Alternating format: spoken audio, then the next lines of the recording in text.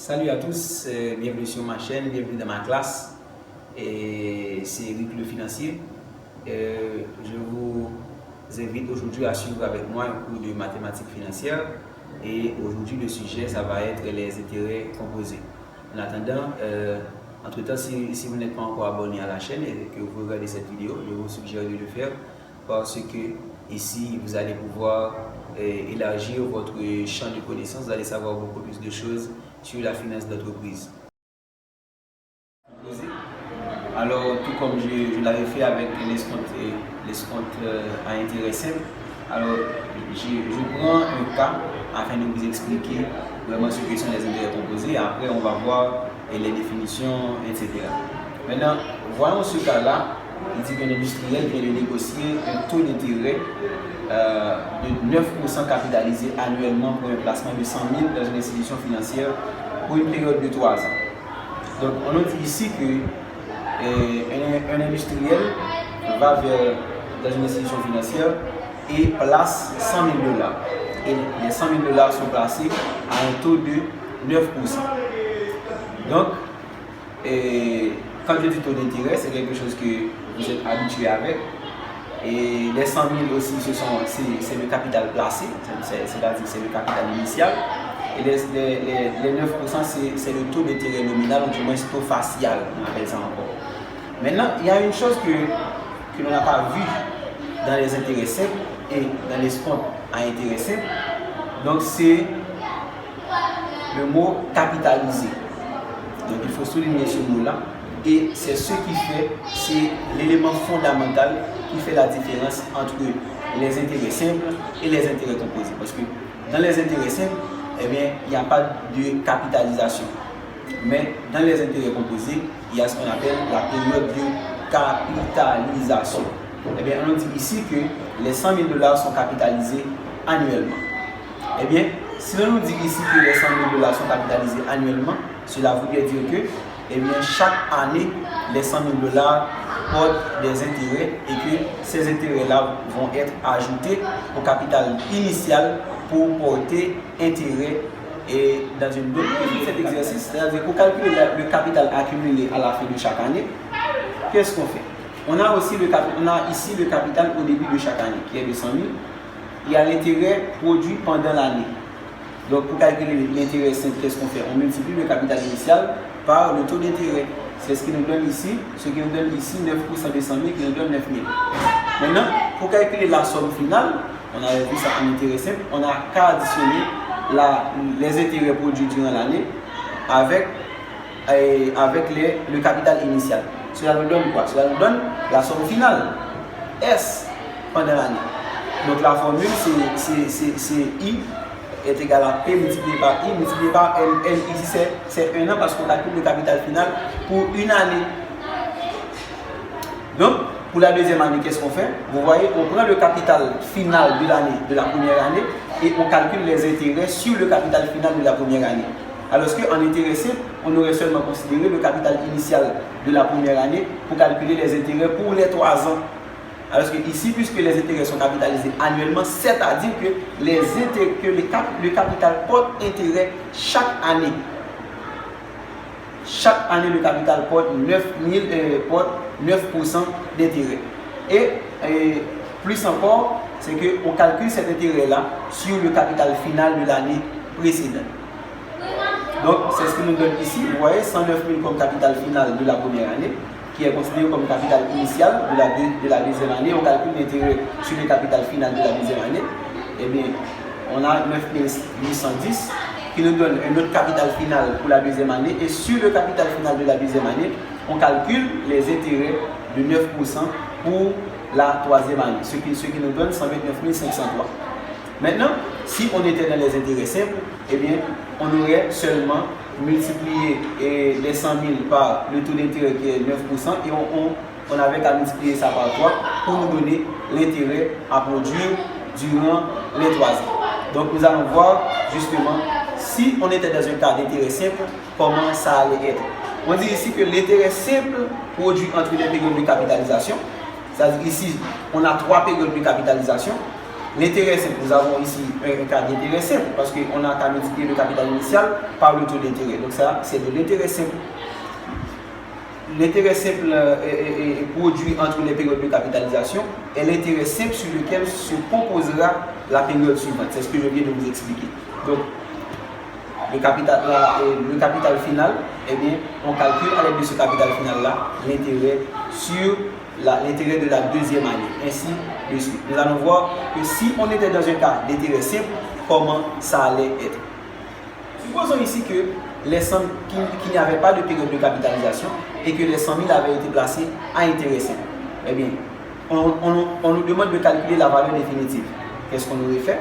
Eh bien, on avait qu'à utiliser la formule des intérêts simples, à savoir la somme finale est égale au capital initial multiplié par 1 plus I à multiplier par N. Donc ça nous aurait donné 127 000.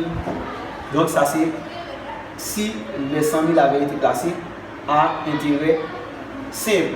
Donc on dit ici, afin d'éviter de faire tout ce calcul, on passe directement à la formule. Maintenant je vais vous présenter la formule à utiliser pour calculer les intérêts composés. Vous voyez, ici nous avons 127 000. Et voici le tableau, comment est-ce que le tableau allait se présenter.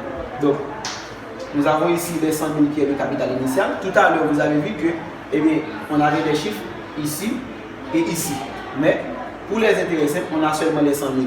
Parce que le capital, n'oubliez pas, dans les caractéristiques des intérêts simples, on avait dit que le capital reste invariable. Durant toute la période du prêt, le capital initial reste invariable. N'oubliez pas les caractéristiques des intérêts simples. Le capital initial reste invariable et les intérêts, une fois calculés, ne varient plus. C'est ce que nous allons voir ici. Nous avons le capital initial, on a dit 9% du capital initial, cela nous donne 9 000. Et bien les 9 000 vont rester 9 000 durant toute la période, du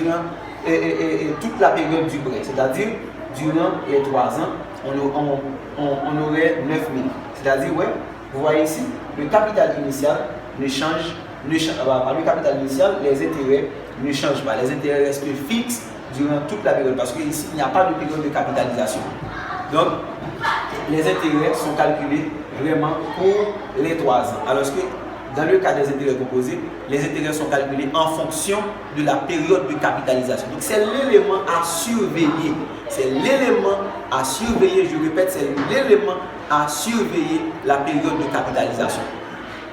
Donc, ici, nous avons 9 000. Et bien, pour trouver la somme finale, on n'a qu'à additionner les intérêts sur les 3 ans, 9 000, 9 000, 9 000, cela nous donne 27 000. Eh bien, on additionne, pour trouver la somme finale, on additionne les 100 000 aux intérêts 27 000, cela nous donne 127 000. N'oubliez pas que nous sommes encore dans le cas et on n'a pas encore donné de définition. Équation fondamentale en intérêt composé, calcul de la somme finale accumulée, c'est-à-dire de la valeur définitive de la somme finale. Donc quand je dis la valeur définitive, j'ai cru que j'étais dans les comptes à intéresser. Donc tout à l'heure je vous ai présenté ce tableau avec des chiffres, maintenant je vous présente ce tableau avec des lettres. Maintenant ici nous avons le P, le capital au début de chaque année, le capital initial. Intérêt produit pendant l'année, c'est intérêt 1. C'est le premier intérêt produit pendant l'année parce qu'on avait dit que le taux est capitalisé annuellement, c'est-à-dire le taux que le capital initial porte des intérêts chaque année. Intérêt 1, et cela nous donne le capital final, c'est-à-dire lorsqu'on fait l'addition du capital initial par les intérêts produits durant l'année, cela nous donne la première somme finale. Et bien cette somme-là, S1, est considérée comme la somme initiale de la deuxième année. Et on calcule les intérêts sur la somme initiale de la deuxième année qui nous donne les intérêts 2. Maintenant, cela nous donne une somme finale 2. Maintenant, la somme finale 2 est considérée comme la somme initiale de la première période. Et bien, sur cette somme-là, on va calculer les intérêts pour la troisième période, ce qui nous donne la somme finale pour la période 3. Donc l'équation fondamentale ici, c'est la somme finale est égale à P, facteur de 1 plus I sur C, facteur et exposant N multiplié par C. Donc C ici, c'est la période de capitalisation. On avait dit annuellement. Et bien si on peut dire que la période de capitalisation est annuelle, et bien C est égal à 1 pour 1 an. Et ici, c'est N. N, c'est la durée. Ici, c'est le taux d'intérêt. Le taux d'intérêt nominal. Et ici, c'est le capital initial. Maintenant, nous allons revenir dans l'exercice afin de résoudre l'exercice. Bon, avant de passer aux exercices, eh bien, nous allons voir par définition ce que sont les intérêts composés, comment nous pouvons définir les intérêts composés. Maintenant, voyons la définition, comment est-ce qu'on pourrait définir l'intérêt composé. Quand est-ce qu'un capital est déplacé à intérêt composé? Maintenant, je me sens beaucoup plus confortable de vous présenter une définition. Parce que après les cas que nous venons de voir, je suppose que vous êtes en mesure maintenant de bien assimiler la définition. Parfois, c'est ce qui pourrait arriver. Donc, ces cas-là se présentent assez souvent dans les salles de cours. Parce que parfois, il vaut mieux commencer par un cas pratique. Et cela pourrait permettre aux étudiants de mieux assimiler les définitions. Parce que si j'avais commencé avec les définitions, alors vous allez attendre à ce que je commence avec les exercices pour pouvoir comprendre. Maintenant, je commence avec le cas, je n'ai pas encore résolu l'exercice, mais je vous ai expliqué le cas afin de mieux comprendre. Maintenant, je pense que vous allez mieux comprendre. On dit que le capital est placé à intérêt composé lorsque, à la fin de la première période, c'est exactement ce que je viens de voir avec vous dans les tableaux. Lorsque, à la fin de la première période, la première période, c'est le capital initial 100 000.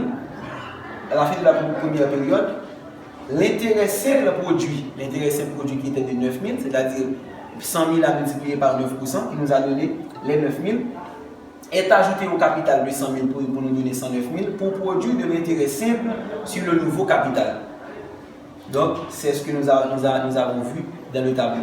Donc, S1, vous avez vu que S1 pour la première année était considéré comme P1 pour la deuxième année et S2 pour la deuxième année était considéré comme P1 pour la troisième année.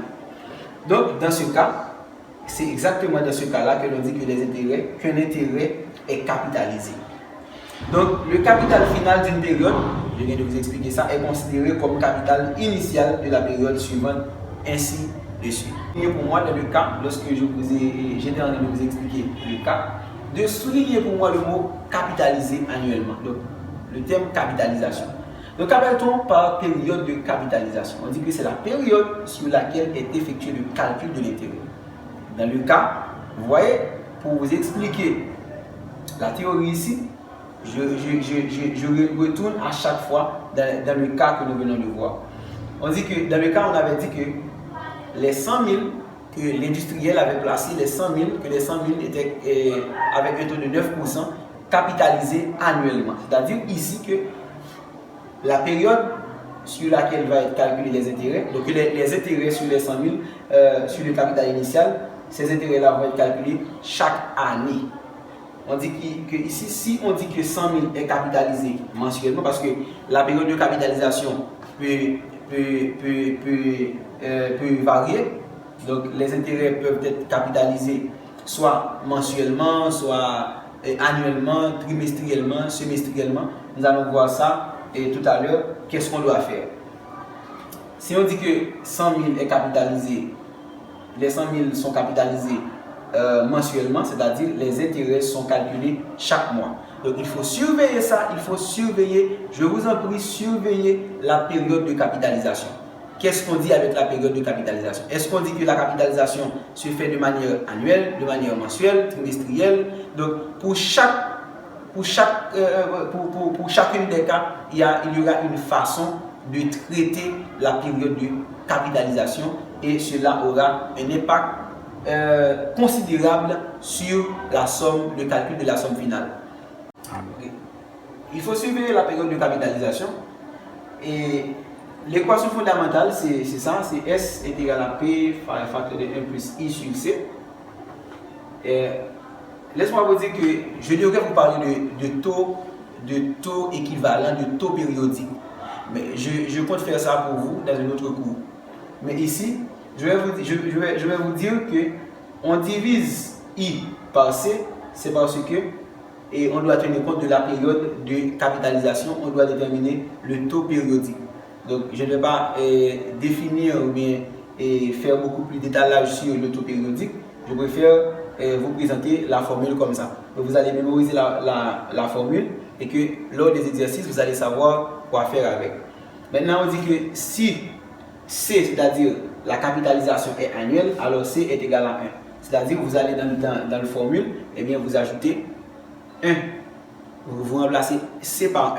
Par exemple, dans le cas, on avait dit que 9% capitalisé annuellement. Cela voudrait dire que vous allez bien seulement ajouter 1. C'est-à-dire c'est 100 000 ici multiplié par 1 plus 0,09 divisé par 1. Donc tout nombre divisé par 1, vous savez déjà ce que ça donne. Et bien à multiplier par n qui est de 3 ans, n 3 ans multiplié par 1, tout nombre multiplié par 1, je suis certain que vous savez déjà ce que cela donne.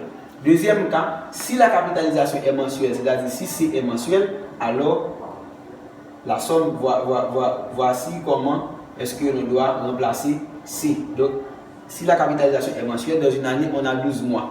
Alors, S est égal à P facteur de 1 plus I sur 12. Donc, on remplace C par 12. I sur 12. Et on remplace C ici, dans l'exposant par 12 aussi, on multiplie le nombre d'années par 12.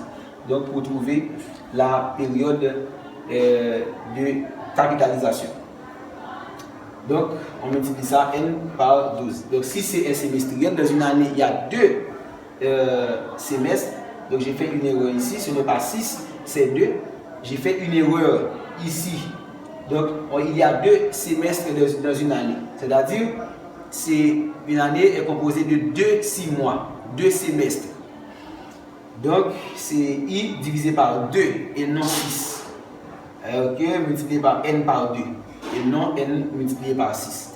Si C est journalière, c'est-à-dire si la capitalisation est journalière, alors on divise C par 365.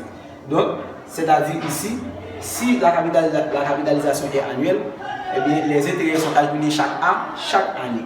Si la capitalisation est mensuelle, les intérêts sont calculés chaque mois. Si la capitalisation est semestrielle, les intérêts sont calculés 2 fois par année, c'est-à-dire chaque 6 mois.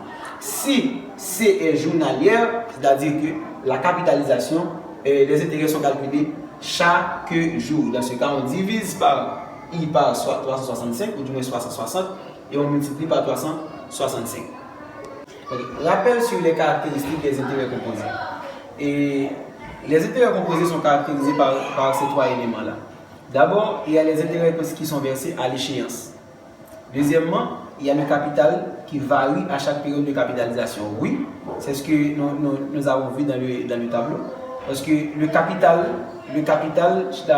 change à chaque période de capitalisation. C'est-à-dire la somme finale pour une période est considérée comme la somme initiale pour la période suivante. Donc le capital varie à chaque période parce qu'à chaque période de capitalisation, l'intérêt change. Donc, et le capital initial et le capital final est transformé en capital initial. Donc c'est pour cela que le capital, on dit que le capital varie à chaque période de capitalisation. Et troisièmement, on dit que les intérêts s'accroissent de période en période. Oui, les intérêts s'accroissent de période en période parce que le capital augmente et les intérêts sont calculés sur quoi? Sur le capital initial. Si le capital varie et le capital augmente, eh bien, les intérêts aussi augmentent. Maintenant, résolvons l'exercice. Et on avait dit que le capital de 100 000, ce n'est pas 100 000%, c'est 100 000 $ et a été placé à un taux de 9%. Les 100 000 qui est le capital initial, P, les 100 000 qui sont le capital initial, et C qui est égal à 1 parce que on nous avait dit dans le libellé de l'exercice que c'était un taux de 9% capitalisé annuellement. Et N qui est égal à 3 ans, c'est la durée du prêt. Et le taux d'intérêt facial, ou du moins le taux d'intérêt nominal, est égal à 9%. On demande de calculer la somme finale. Ici, nous avons 129 503 comme la somme finale. Donc, en utilisant le tableau, c'est-à-dire en faisant les calculs année par année, du moins période de capitalisation par période de capitalisation. Mais, ici, si nous utilisons la formule, je vous ai présenté l'équation fondamentale. La formule, c'est c'est le capital initial 100 000 multiplié par 1 plus I sur C. Donc, j'ai pas mis C ici, c'est parce que C est égal à 1. Donc, c'est 9% capitalisé annuellement. C'est 0,09 divisé par 1, exposant 3 multiplié par 1. Donc, cela nous donne, lorsque vous faites le calcul, vous allez trouver 129 502,9 sensiblement égal à 129 503. Donc, en passant par la formule, c'est-à-dire en faisant le calcul de manière globale, vous allez trouver le même résultat que si on fait le calcul de manière détaillée, c'est-à-dire pour chaque période de capitalisation. Et encore, ce calcul-là, donc cette manière-là, prend beaucoup plus de temps parce que vous allez faire le calcul pour chaque période de capitalisation. Imaginez-vous que la durée du prêt est de 3 ans et les intérêts sont capitalisés mensuellement, c'est-à-dire vous allez faire calculer pour chaque mois. C'est-à-dire le capital va porter intérêt chaque mois. Maintenant, cela va prendre trop de temps. C'est la raison pour laquelle, eh bien, c'est pour l'une des raisons, on préfère utiliser la formule, eh bien, ce qui nous permet d'aller plus vite et de trouver la somme finale de manière plus élégante aussi. Maintenant, comment calculer l'intérêt total accumulé? Donc, pour calculer l'intérêt total accumulé, eh bien, on n'a qu'à faire la différence entre la somme finale et le capital initial. Donc, tout à l'heure, on aurait fait 129 502,9 moins 100 000, ce qui nous donnerait 29 502,9. Donc, ce montant-là est considéré comme les intérêts, comme l'intérêt total accumulé pendant 3 ans. Mais étant donné que nous avons S, nous connaissons bien la formule pour déterminer la somme finale. Maintenant, si on remplace S par sa valeur, c'est-à-dire P facteur de 1 plus I exposant, ici c'est L exposant L, et bien moins P, et bien la formule se présente comme ça, P, et on met crochet ici, 1 plus I exposant N, moins 1, c'est-à-dire on met P en facteur. Puisqu'on a P ici, on factorise P. On factorise par P, donc nous avons la formule 1 plus I exposant N moins 1. Donc S est considéré comme la valeur définitive, la valeur acquise, P la valeur initiale. Donc dans l'exemple suivant, c'est comme ça qu'on aurait calculé l'intérêt total accumulé.